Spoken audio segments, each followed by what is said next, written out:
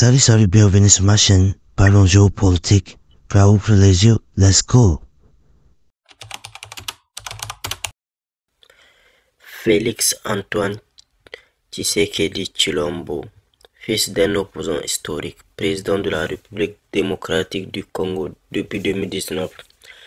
Mais derrière cette ascension politique, une question se pose.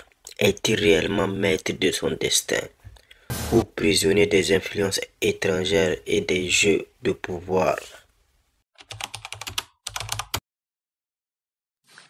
L'histoire de Félix Tshisekedi commence dans l'ombre d'un géant. Son père, Étienne Tshisekedi, fondateur de l'UDPS et figure de l'opposition à Mobutu, Kabila père et Kabila fils. Lorsque son père décède en 2017, Félix hérite d'un parti populaire mais affaibli. Son défi, transformer ce capital politique en pouvoir réel. Décembre 2018, l'élection présidentielle. Officiellement, Félix Tshisekedi l'emporte avec 38,5% des voix. Mais son rival Martin Fayulu revendique la victoire et accuse un putsch électoral. Des fuites de données suggèrent que Fayulu aurait obtenu 60% des votes. La Cour constitutionnelle tranche en faveur de Tshisekedi. Pour beaucoup, un deal aurait été passé avec l'ex-président Joseph Kabila pour garantir une transition pacifique.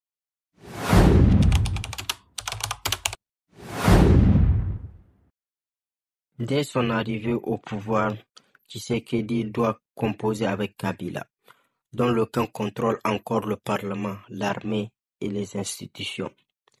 Pendant 2 ans, il gouverne sous la tutelle de son prédécesseur avant de rompre l'alliance en 2020 pour former l'Union sacrée. Mais cette rupture est-elle réelle ou une illusion? Tshisekedi change de cap, il se rapproche de l'Occident, alors que Kabila était plus tourné vers la Chine.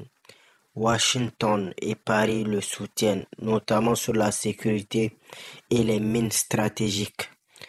En contrepartie, la RDC revoit certains contrats miniers signés avec Pékin. Un réalignement géopolitique qui interroge. Tshisekedi défend-il les intérêts du peuple congolais ou ceux des multinationales étrangères?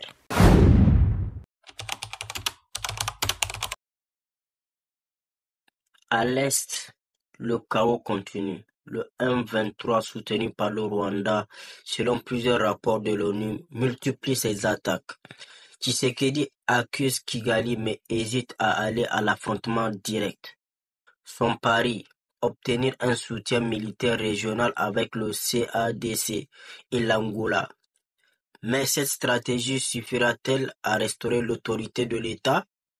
Le destin de la RDC est entre ses mains, mais jusqu'où ira son pouvoir? On sait que Tshisekedi est un personnage tellement indécis. On va écouter cet extrait de vidéo et vous allez faire une conclusion sur sa personne. Vous allez voir deux ou trois personnes dans un seul corps. Et surtout à la résistance. Face à cette situation, permettez-moi de vous rassurer. Une riposte vigoureuse et coordonnée contre ces terroristes et leurs parrains est en cours. En décembre, vous étiez plus incisif. Vous disiez, à la moindre escarmouche, on va attaquer le Rwanda. Tout à fait. Je ne le dément pas, mais j'ai quand même entendu raison. À la moindre escarmouche, des rigolos que vous avez vu s'exprimer à Nairobi. La moindre escarmouche, lisez sur mes lèvres. Je vais réunir les 2 chambres en congrès, comme me le recommande la Constitution, et je vais leur demander l'autorisation de déclarer la guerre au Rwanda. Comme le dit un adage, celui qui ne sait pas où il va finit toujours ailleurs.